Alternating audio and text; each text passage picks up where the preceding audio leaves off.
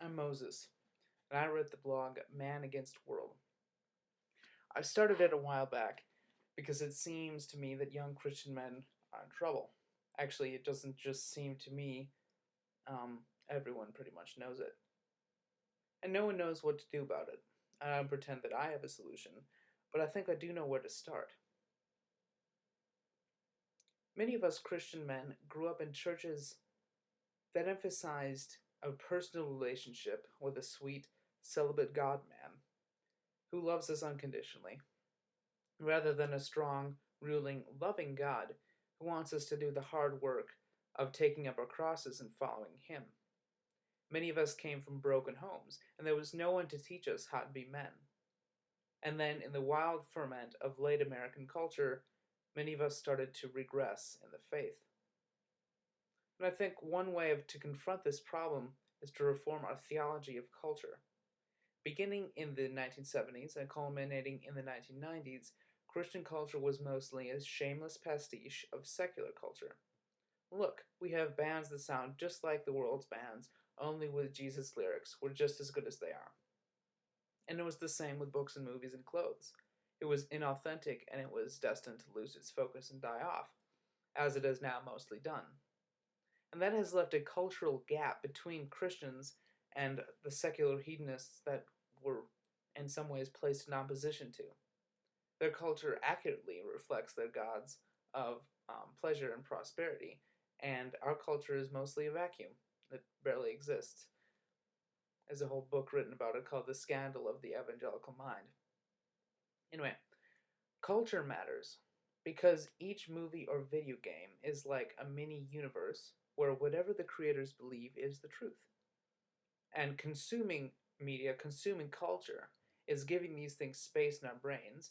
Pretty soon, temptation says to us, in the 3 movies and the 4 video games that I consume today, casual sex is normal, safe, and free of consequences. But in my 5 minutes of Bible reading, it isn't.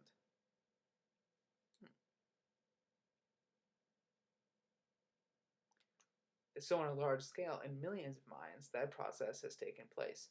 Bit by bit, the biblical morals we held have been replaced by playboy preaching and pop music commandments. Man Against World is out to stop this. I want Christian men like myself to look at culture critically and actively and not passively. Try analyzing your movies and your music theologically. It's a hard habit to get into. It's not particularly easy to do, and it feels kind of silly at first, but it's worth it.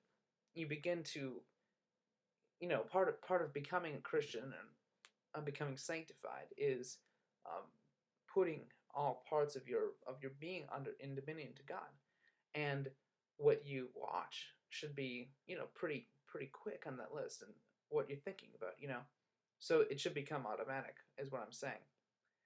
But anyway, after you do that for a while, you'll be a little more jaded. Um, you'll be a little more sarcastic, maybe a lot more careful in what you watch, and hopefully stronger in the faith and striding quicker on the path towards God. So, Man Against World is a blog of cultural engagement for young Christian men. Instead of just lying down and letting the secular world wash over us, we want to stand up and wage war for the gospel. Ultimately, to be a man is to have responsibility. Man Against World is here to help men take responsibility for our actions.